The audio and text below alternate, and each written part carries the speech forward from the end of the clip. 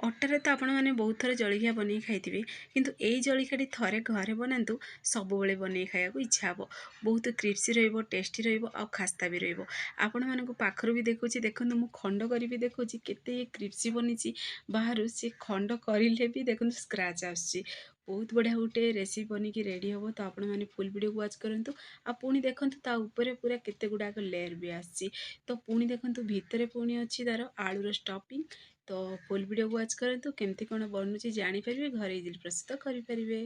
ନମସ୍କାର, ଜୟ ଜଗନ୍ନାଥ ଫ୍ରେଣ୍ଡ, ଝିଲି କୁକିଂକୁ ଆପଣମାନଙ୍କୁ ଅନେକ ଅନେକ ସ୍ୱାଗତ। ତ ପ୍ରଥମେ ଚାଲନ୍ତୁ ଆମେ ଆଳୁ ମସଲା ଯେ ପ୍ରସ୍ତୁତ କରିବା ତା ପାଇଁ ସ୍ପେଶାଲ୍ ଗୋଟେ ଛେଚା ମସଲା ବନେଇକି ରେଡ଼ି କରିବା।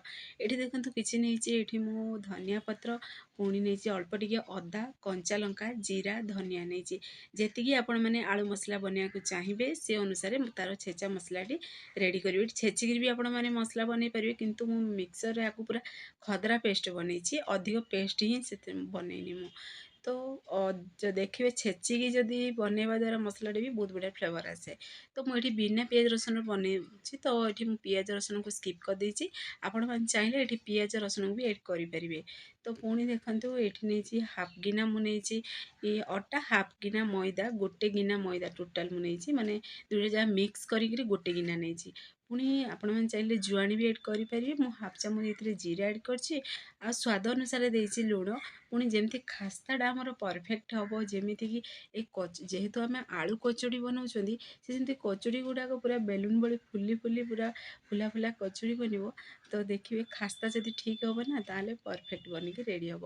ତ ଏବେ ଆମେ ସେଥିରେ ଏଡ଼୍ କରିଦେବା 2 ଚାମଚ ଘିଅ ଏଡ଼୍ କରିବା। ଘିଅ ଏଡ଼୍ କରିବା ଦ୍ୱାରା ଦେଖିବେ ସବୁବେଳେ ଯେକୌଣସି ରେସିପିରେ ବି ଯଦି ଘିଅରେ ବନାଉଛନ୍ତି ନା, ବହୁତ ବଢ଼ିଆ ଖାସ୍ତା ବନେ। ତ ଏବେ ଆମେ ହାତ ସାହାଯ୍ୟରେ ଭଲସେ ଟିକେ ମିକ୍ସ କରିଦେବା।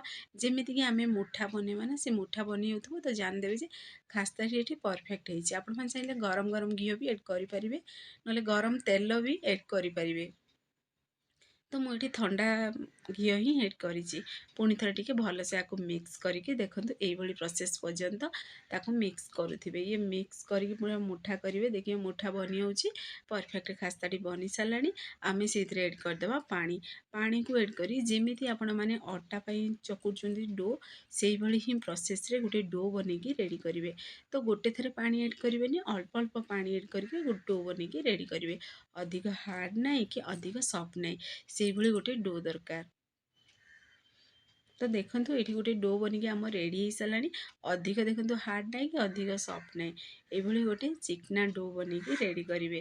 ତ ଆକୁ ଟିକେ ଚାଲନ୍ତୁ ଆମେ 15 ମିନିଟ୍ ପାଇଁ ଟିକେ ରେଷ୍ଟ ପାଇଁ ରଖିଦେବା। ଆମ ଆଗ ପ୍ରଣାଳୀ ଆମେ ପ୍ରସ୍ତୁତ କରିବା। ତ କଭର୍କୁ ଟିକେ ବନ୍ଦ କରି ରଖିବେ, ନହେଲେ ଉପରଟା ପୁରା ଶୁଖିଯିବ, ଏତେ ଭଲ ଲାଗିବନି ମାନେ ବନେଇବା ସମୟରେ।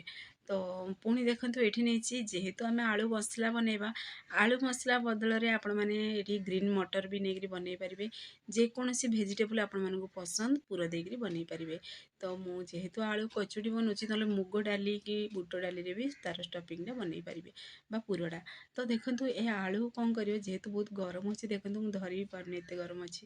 ତ ଆଳୁର ଚୋପାକୁ ବାହାର କରିଦେବା। ବାହାର କରିକିରି ତାକୁ ଗୋଟେ ଆମେ ଦେଖନ୍ତୁ ଏବେ ଅଳ୍ପ ଟିକେ ଦେଇଦେବା ସ୍ୱାଦ ଅନୁସାରେ ଲୁଣ। ଲୁଣକୁ ଏଡ଼୍ କରିସାରିବା ପରେ ଆମେ ଆଳୁକୁ ଟିକେ ଚକୁଡ଼ି ଦେବା।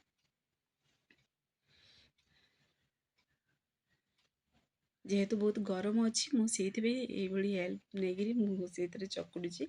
ତ ଆପଣମାନେ ଚାହିଁଲେ ହାତରେ ବି ଆଳୁକୁ କ୍ରସ୍ କରିପାରିବେ। ତ ଆଳୁ ଆମର ଚକଟା ବି ରେଡ଼ି ହେଇସାରିଲାଣି। ତ ଆପଣମାନେ ଚାହିଁଲେ ଏଠି ଆଳୁ ମସଲାକୁ ନ ବନେଇକିରି ବି ଏଇଭଳି ଚକୁଟି ସାରିବା ପରେ ଯାହା ବି ଛେଚା ମସଲାକୁ ଏଡ଼୍ କରି ମିକ୍ସ କରିକିରି ବି ଏଇ ରେସିପିଟି ବନେଇକିରି ରେଡ଼ି କରିପାରିବେ। ତ ଦେଖନ୍ତୁ ଇଏ ପୁରା ଆଳୁ ଚକଟା ଆମର ରେଡ଼ି ଏବେ ହେଇସାରିଛି। ଆକୁ ଆମେ ସାଇଡ଼୍ରେ ରଖିଦେବା। ଏବେ ଚାଲନ୍ତୁ ଆଗ ପ୍ରଣାଳୀ ଆମର ପ୍ରସ୍ତୁତ କରିବା। ଯେହେତୁ ଆଳୁ ମସଲା ବନେଇବା, ତ ପ୍ରଥମେ ଗୋଟେ ଆମେ କରେଇ ନେବା। କରେଇରେ ଏଡ଼୍ କରିଦେବା ସୋରିଷ ତେଲ। ତେଲକୁ ପ୍ରଥମେ ଟିକେ ଗରମ ହେବାକୁ ଦେବା। ସୋରିଷ ତେଲ ବଦଳରେ ଆପଣମାନେ ରିଫାଇନ୍ ତେଲ ବି ଏଡ଼୍ କରିପାରିବେ।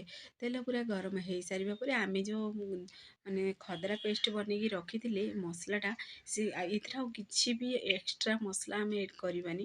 केवल ए मसलाटी ही से एड करवा।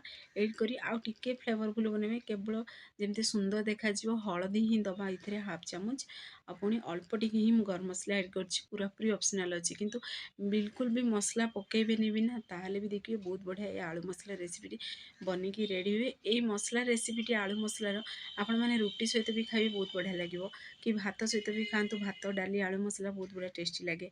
तो यही प्रोसेस रे आलू चोखा बा आलू मसला बनई भी आपण मैंने खाईपारे ना आपण मैंने आलू चॉप बनवाक चाहिए जदि ये स्टफिंग दे बनई पारे बहुत बढ़िया टेस्टी लगे। तो ये आम से अल्प टे हलदी गुंड गरम मसला को दे सारा पुणी थर टे भलसे मिक्स करदे और कंचा स्मेल गला पर्यंत टे भाजवा। भाजी हो सारापर आम से एड करदे आलू को जो चकटिकी रखी जेहेतु आलू आम लुण एड कर बिल्कुल लुण भी एड करवानी। तो पुणी थर टे भलसे आपको मिक्स करवा।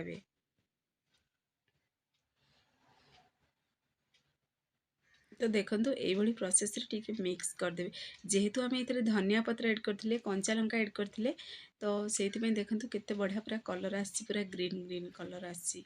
तो बहुत सुंदर भी देखा आ खाया भी बहुत बढ़िया टेस्टी लगे। तो आपण मैंने ये तरीका घरे निश्चय ट्राए करूँ देखिए समस्ते पसंद भी करेंगे। पुणी बिना पियाज रसुण सब बनई पारे रेसिपीटी माने जेकोसी भल मंद दिने भी ये रेसिपीटी जदि बनइबे ताहले देखिए समस्ते खाइबा भी पसंद करेंगे। एमती आ चा सहित तो बहुत बढ़िया लगे गरम गरम बन जेहेतु भी वर्षा पाग ये वर्षा पागरे चटपटा तो खाइबा समस्त पसंद करती समस्ते। तो यही तरीका देखिए घरे निश्चय संध्या समय हो कि सकाळर जलखिया भी आपण चाहिए बनई पारे बहुत बढ़िया टेस्टी लगे। तो देखो पाखर भी देखुँ केते बढ़िया आमर आलू मसला बनिकी रेडी हो सारी तार फ्लेवरटा भी बहुत बढ़िया लगुला। तो पूरा घर बास्नार तो घर पूरा आमर माने महकी उठुला एत बढ़िया बिना पियाज रसुण गोटे बनिकी रेडी पुणी से आम धनिया भी कोटिकी एड करते ग्राइंडिंग करी खदरा थिला तार फ्लेवर भी बहुत बढ़िया आसुला। तो ताको आम भी साइड रखीदे किसी समय टे ठंडा हाँ दवा से भितर चल देखो आमर ये अटा भी पूरा आम रेस्ट में रखी देते 15 मिनट ये परफेक्ट आमर बनिकी रेडी हो सारी बहुत बढ़िया गोटे सफ्ट बनिकी रेडी होती। तो एबे कौन करवा आम अल्प अल्प पोषण को देखो ये आम गोलाकार सेप दवापाई ये मुझे 4 भाग विभक्त कर चार्टा बोल्स बनई। तो एबे आपको आम गोटे गोटे से पोषण नहीं आम रुटी जमी बेलुं ना से ही प्रोसेस आम बेलीदबा। तो आपण मान पसंद अनुसार आपण मैंने छोट बड़ कचौड़ी बनई पारे मुझे ये बड़ साइज ही प्रस्तुत करछि। तो एबे आम बेलना बाड़ी साहाय्य बेलीदबा।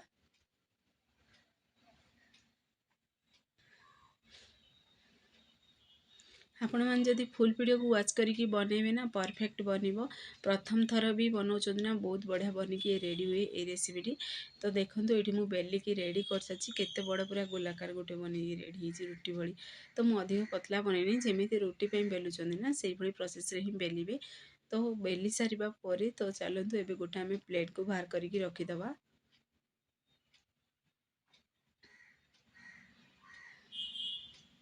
जीरा कि जुआणी निश्चय ये एड करेंगे देखिए तार फ्लेवरटा बहुत बढ़िया लगे आमर ये डाइजेशन रे भी काम आसो। तो एबे चलतु आउ गोटे भी बनई आम रेडी करवा। तो सेम प्रोसेस रे ही आम गोलाकार सेप देगी आम रुटी भली बेलीदबा 4टा जाक।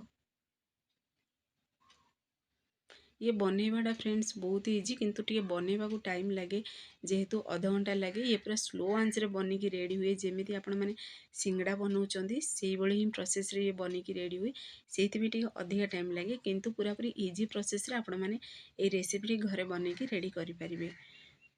तो देखो ये मुझे 4टा जाक बेलिकी रेडी कर सारी।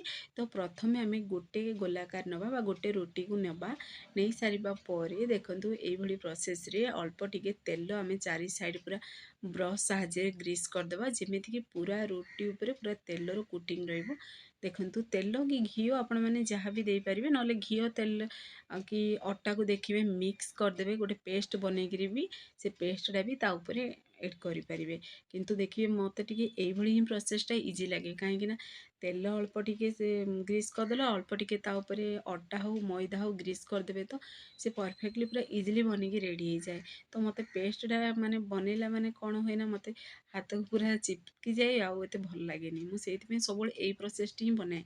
मोर अधिकांश रेसिपी देखिए मुझे भी बनाए ये रोल बनईकरी तो मुझे प्रोसेस ही बनाए अल्प टिके ग्रीस कर दिए तेल तापर पुणी थे मैदा हो अटा हो तापर अल्प टिके ग्रीस करे ये प्रोसेस करने द्वारा पूरा इजी प्रोसेस बनिकी रेडी हो जाए। तो ये आम चारिटा जाक सेम प्रोसेस बनईकी रेडी करवा तापर गोटे माने गोटे परस्त आम कर सारे आउ गोटे परस्त रुटी तापर एड करवा ये चारोटी जाक कर सारे सेम प्रोसेस आम रोल बनवा। देखो रोल बनवाई ये पूरा टाइटली बनइबे अधिका जब लूज रहा देखिए पूरा परस्त गुड़ाक पूरा माने परस्त गुड़ा पूरा छाड़ी छाड़ी रत भल हेनी से पूरा टाइटली देखूँ ये रोल बनईकी रेडी करेंगे जमी आपण मैंने बहुत थर तो ये रेसिपी बनई थे। तो देखो पुणी थे टी आम चिपक जमी तार सैडटा से आउ टे पूरा सेंटरटा पूरा देखो पूरा बहलिया बनी जाए से हाथ साहाଯ୍य ये देखो कर पूरा सेप देदेवे सामान आकृतिर सेप जमी रे देखु माने जमी बहलिया बेसी अधिका होता टे पतला बनइबे। देखो ये प्रोसेस रोलटी पूरा पूरी सेम देखा पूरा फास्ट लास्ट पर्यंत। तो ये चलते आम कटिंग करवा तो आपण मैंने जी बड़ साइज्र बनवाक चाहूँगी कचोड़ी तो से अनुसार कटिंग करेंगे। तो देखो ये मु पूरा गोटे गोटे इंची पूरा छाड़ी पूरा कटिंग करची। तो देखो ये प्रोसेस रे कटिंग करेंगे और केते सुंदर भी देखा आपण मैंने चाहिए एमती भी ये रेसिपीटी बनई खाइबे ना बहुत बड़ा टेस्टी लगे माने आलू स्टफिंग न भरिकी भी देखो आपको टे चेपटा बनईदेवे छाणिकी खाइबे तो बहुत बढ़िया टेस्टी लगे। तो ये कौन करवा ना आम टे ये प्रोसेस टे चेपटा बनई सारापर अल्प टे अटा तापर ग्रीस करवा ग्रीस करी बेलना बाड़ी साहाଯ୍य आम टे बेलिकी आपको टे गोलाकार सेप देदेबा पूरी बेलला भाया टे बेलीदबा।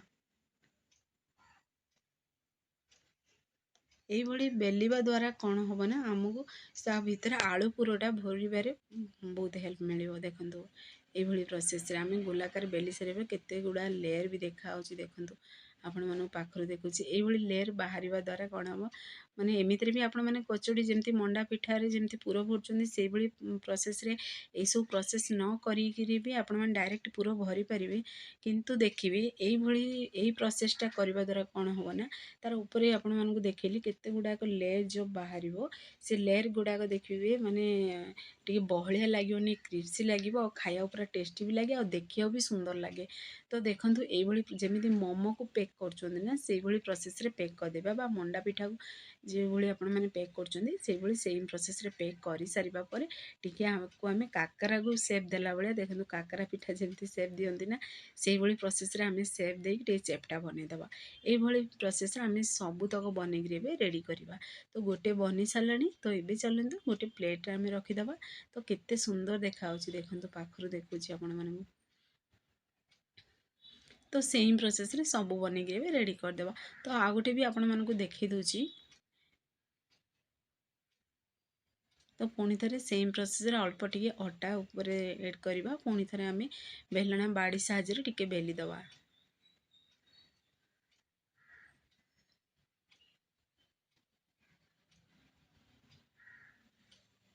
देखो आ गोटे भी बनईकि आम रेडी हो सारा पुणी थे चलतु से आम भरीदे पुर को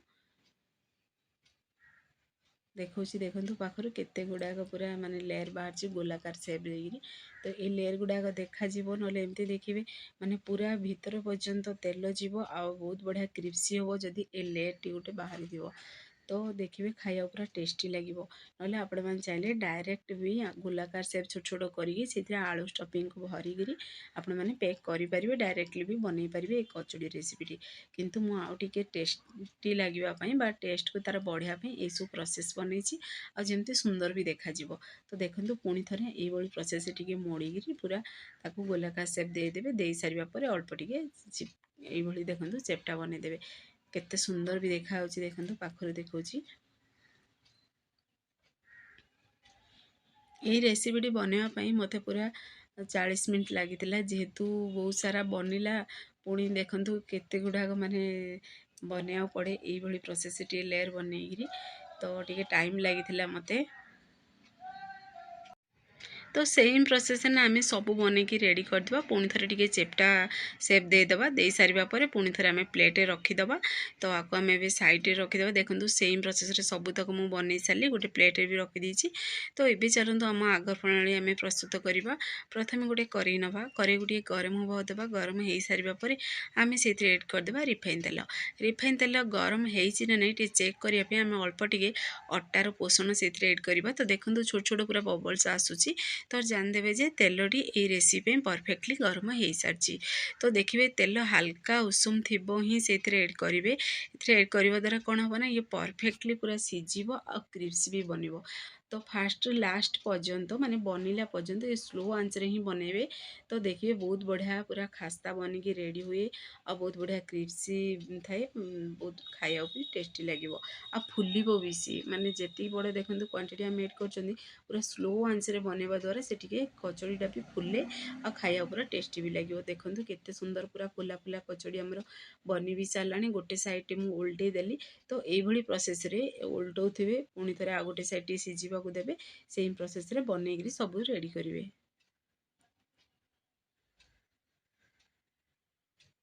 ଫ୍ରେଣ୍ଡସ୍, ଆପଣମାନଙ୍କୁ ଯଦି ଏ ଭିଡ଼ିଓଟି ମୋର ପସନ୍ଦ ଆସିବ, ସାଙ୍ଗମାନଙ୍କୁ ସେୟାର କରନ୍ତୁ, ଲାଇକ୍ କରନ୍ତୁ। ଚ୍ୟାନେଲରେ ଯଦି ନୂଆ ଅଛନ୍ତି ଚ୍ୟାନେଲକୁ ମୋର ସବସ୍କ୍ରାଇବ୍ କରିଦିଅନ୍ତୁ, ବେଲ୍ ଆଇକନ୍କୁ କ୍ଲିକ୍ କରିଦିଅନ୍ତୁ, ଯାହାଫଳରେ ମୋର ସବୁ ଭିଡ଼ିଓ ନୋଟିଫିକେସନ୍ ପ୍ରଥମେ ଆପଣମାନଙ୍କୁ ପହଞ୍ଚିବ। ମୁଁ ଏମିତି ଇଜି ଇଜି ଭିଡ଼ିଓ ନେଇ ଆସିବି, ଆପଣମାନେ ଦେଖିକି ଘରେ ନିଶ୍ଚୟ ଟ୍ରାଏ କରନ୍ତୁ। ଏଇ ରେସିପି ଯାହା ବି ମୁଁ ରେସିପି ଆପଣମାନଙ୍କୁ ସେୟାର କରୁଛି ନା, ନିଶ୍ଚୟ ଘରେ ଟ୍ରାଏ କରନ୍ତୁ ଆଉ କମେଣ୍ଟ ମାଧ୍ୟମରେ ମୋତେ ଜଣାନ୍ତୁ କେମିତି କ'ଣ ଲାଗିଲା। ତ ଦେଖନ୍ତୁ ଆମର କଚୁଡ଼ି ବନିକି ରେଡ଼ି ବି ହେଇସାରିଲାଣି। ତ ପାଖରୁ ବି ଦେଖାଉଛି, କ୍ୟାମେରା ସାମ୍ନାରୁ କେତେ ସୁନ୍ଦର ଦେଖାହେଉଛି ଆଉ କେତେ ଗୁଡ଼ା ଲେୟର୍ ବାହାରିଛି ତା ଉପରେ, ଆଉ କେତେ ସୁନ୍ଦର ବି ଦେଖାହେଉଛି ଦେଖନ୍ତୁ। ତ ଏଇଭଳି ପରସ୍ତ ପରସ୍ତ କରି ରୁଟି ବେଲା ଭଳି ବେଲିକି ଯଦି ଗୋଟେ ପରେ ଗୋଟେ 4ଟା ଯାକ ଲେୟର୍ ଦେଇକି ଆମେ ଯେହେତୁ ବନେଇଥିଲେ, ତ ଦେଖନ୍ତୁ ସେଥିପାଇଁ କେତେ ବଢ଼ିଆ ବଢ଼ିଆ ଲେୟର୍ ବାହାରିଛି ଆଉ କେତେ କ୍ରିସ୍ପି ବି ହେଇଥିବ। ଆପଣମାନେ ଦେଖିକି ଜାଣିପାରୁଥିବେ କେତେ ଟେଷ୍ଟି ବି ଇଏ ବନିଥିବ। ତ ଆପଣମାନେ ଘରେ ଆକୁ ନିଶ୍ଚୟ ଟ୍ରାଏ କରନ୍ତୁ, ପିଲାଠୁ ବଡ଼ ସମସ୍ତେ ପସନ୍ଦ କରିବେ। ଫ୍ରେଣ୍ଡସ୍, ଆପଣମାନେ କେଉଁ ଜିଲ୍ଲାରୁ ଦେଖୁଛନ୍ତି ନା ମୋତେ ନିଶ୍ଚୟ କମେଣ୍ଟ ମାଧ୍ୟମରେ ଜଣାନ୍ତୁ, ମୋତେ ବି ଖୁସି ଲାଗିବ ମୋ ଭିଡ଼ିଓ କେତେ ଦୂର ପର୍ଯ୍ୟନ୍ତ ପହଞ୍ଚୁଛି। ତ ଦେଖନ୍ତୁ ଆଉ ଗୋଟେ ଷ୍ଟେପ୍ ବି ମୁଁ ସେଥିରେ ଏଡ଼୍ କରିଦେଲି ତେଲରେ, ସେ ଫ୍ରାଏ ବି ହେଇସାରିଲାଣି। ତ ପୁଣି ଥରେ ଆମେ ବାହାର କରିଦେବା, ପୁଣି ଥରେ ପ୍ଲେଟ୍ରେ ରଖିଦେବା। ସେମ୍ ପ୍ରୋସେସ୍ରେ ଆମେ ସବୁତକ ଫ୍ରାଏ କରିକିରି ଗୋଟେ ପ୍ଲେଟ୍ରେ ଆମେ ରଖିଦେବା। ଆଉ କେତେ ବଢ଼ିଆ ପୁରା ଗରମ ଗରମ କଚଡ଼ି ବନିକିରି ଆମର ରେଡ଼ି ହେଇସାରିଲାଣି। ତ ଆଉ ବାକି ଯାହା ବି ଅଛି କଚଡ଼ି ଆମେ ସବୁତକ ସେମ୍ ପ୍ରୋସେସ୍ରେ ବନେଇକିରି ଏବେ ରେଡ଼ି କରିଦେବା।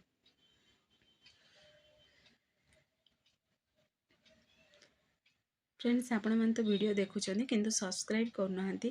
ସବସ୍କ୍ରାଇବ୍ କରିବା ଦ୍ୱାରା କ'ଣ ହେବ ନା, ମୁଁ ଯାହା ବି ଭିଡ଼ିଓ ଅପଲୋଡ଼ କରିବି ପ୍ରଥମେ ଆପଣମାନଙ୍କୁ ପହଞ୍ଚିବ। ତ ଆପଣମାନେ ଦେଖିକି ଘରେ ଇଜିଲି ପ୍ରସ୍ତୁତ କରିପାରିବେ। ତ ଫାଇନାଲି ଦେଖନ୍ତୁ ଆମେ ସବୁ କଚଡ଼ି ବନେଇକି ରେଡ଼ି କରିସାରିଛନ୍ତି। ଗୋଟେ ମୁଁ ପ୍ଲେଟ୍କୁ ବି ବାହାର କରି ଦେଖାଉଛି ଆପଣମାନଙ୍କୁ, ପୁରା କ୍ୟାମେରା ସାମ୍ନାରେ ବି ଦେଖାଉଛି। ଦେଖନ୍ତୁ କେତେ ବଢ଼ିଆ ଦେଖାହେଉଛି ଆଉ କେତେ ପୁରା ଖାସ୍ତା ବନିଛି ଆଉ ଲେୟର୍ ଗୁଡ଼ା ବି କେତେ ସୁନ୍ଦର ଦେଖାହେଉଛି ନା କଚଡ଼ିଟା। ଆଉ ଖାଇବାକୁ ବି ବହୁତ ବଢ଼ିଆ ଟେଷ୍ଟି ଥିଲା। ଫ୍ରେଣ୍ଡସ୍, ଆପଣମାନେ ଆକୁ ଚିଲି ସସ୍ ସହିତ ଖାଆନ୍ତୁ କି ଯେକୌଣସି ଚଟଣି ସହିତ ଖାଆନ୍ତୁ, ଦେଖିବେ ବହୁତ ବଢ଼ିଆ ଟେଷ୍ଟି ଲାଗିବ।